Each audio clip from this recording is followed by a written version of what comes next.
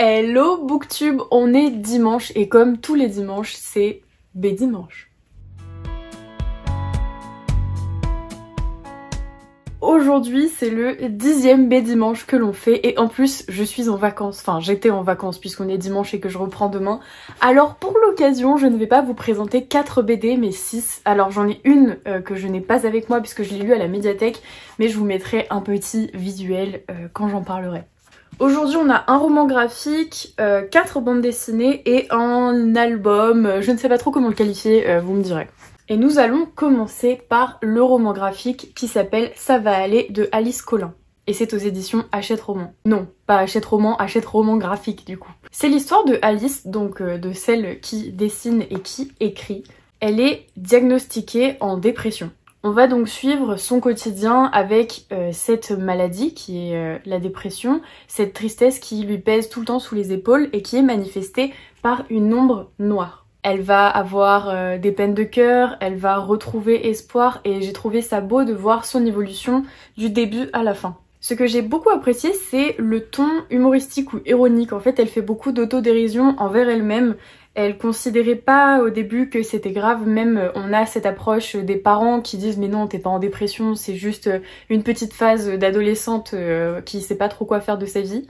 C'est des dessins tout simples mais très... comment on peut dire ça?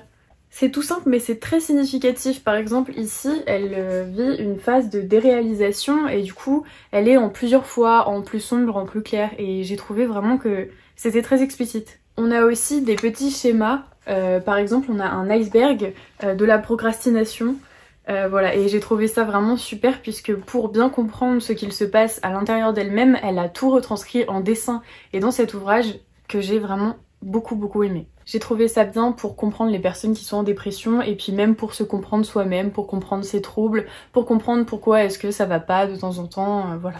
En tout cas c'est une bonne découverte et j'avais vu sur Instagram qu'il avait été accueilli à bras ouverts avec des superbes critiques. Donc bah il m'a plu aussi, donc je rejoins ce groupe en disant que il est top et je vous le recommande. En plus il se lit très rapidement donc vous n'avez pas d'excuses. On va parler d'un sujet d'actualité mais qui n'était pas d'actualité lors de la sortie de Crayon Noir.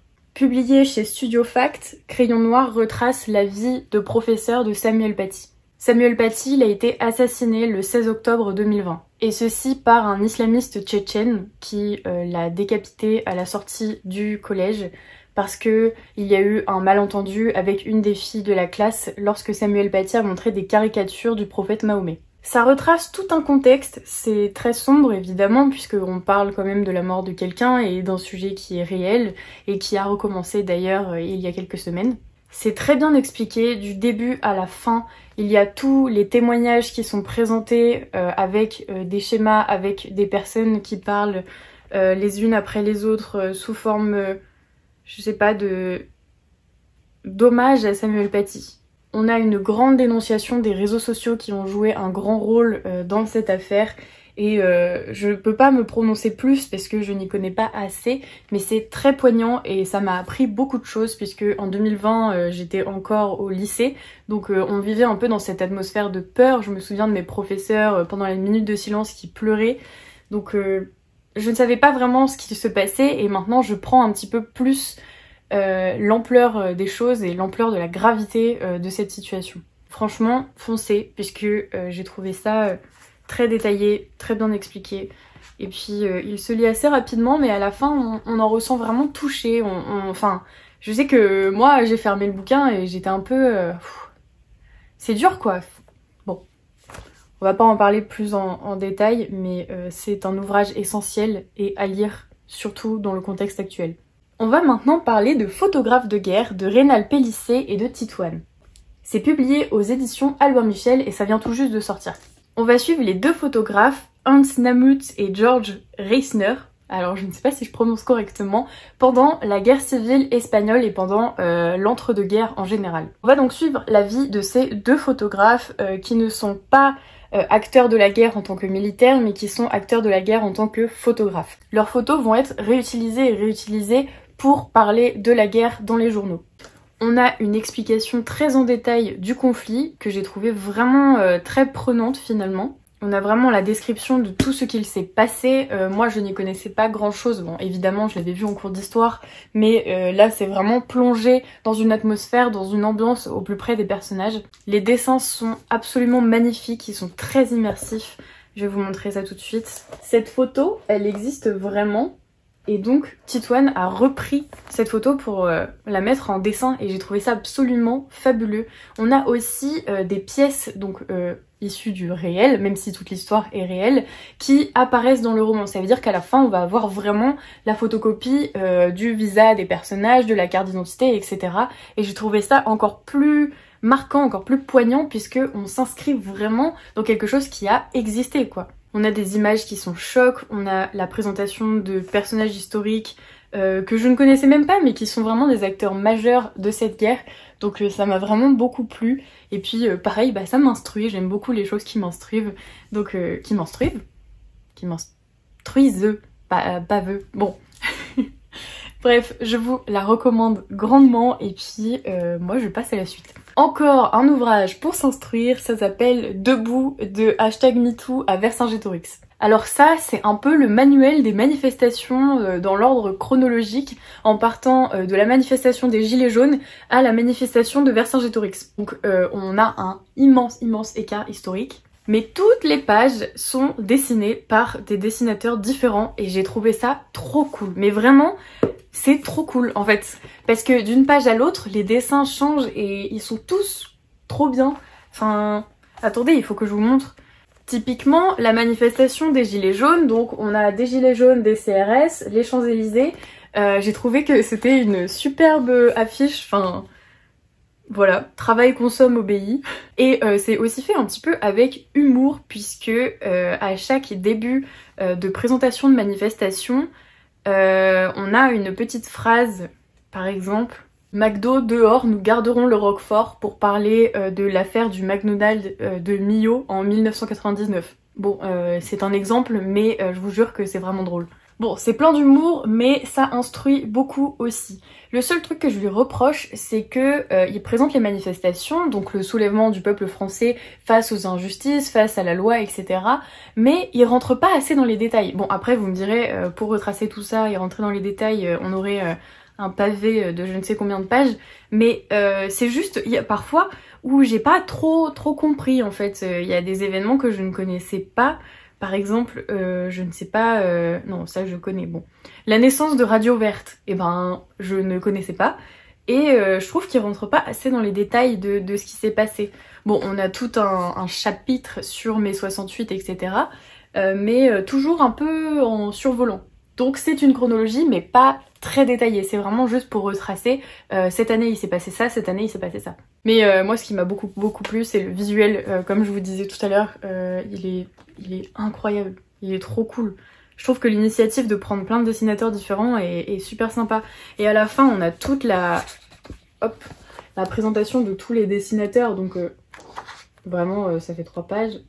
Puisqu'il y a beaucoup de dessins. C'était très sympa à lire, je vous recommande aussi. Et puis en plus la couverture est très cool puisqu'on a du coup une femme de MeToo qui est sur les épaules de Vercingétorix. Voilà. Donc si jamais vous voulez un petit peu vous instruire sur les manifestations françaises, alors c'est des manifestations de gauche, hein. Il n'y a pas du tout de manifestations néo-nazis ou je ne sais quoi. C'est un peu le manuel du gaucho, j'avoue que c'est très orienté. Mais il est trop bien.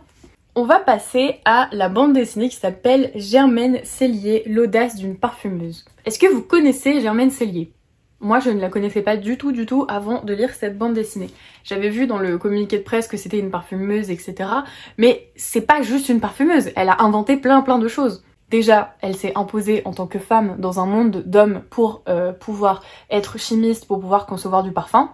Donc juste pour ça, respect. C'est une femme indépendante, elle n'a pas eu d'enfants ni rien, et même dans cette société où on disait que les femmes qui n'avaient pas d'enfants ne servaient à rien, elle leur a dit mais je vous emmerde en fait. Oui, elle le dit littéralement, il y a une bulle avec marqué je vous emmerde. Bon, elle a créé les parfums Vent Vert, Fracas, Bandit, et elle a travaillé aussi pour Balmain, elle a créé Jolie Madame, Cœur Joie. Bon, c'est plein de noms de parfums peut-être qui ne vous disent rien, mais c'est des parfums qui ont engendré plein de choses ensuite. Donc c'est clairement sa biographie et les dessins sont top.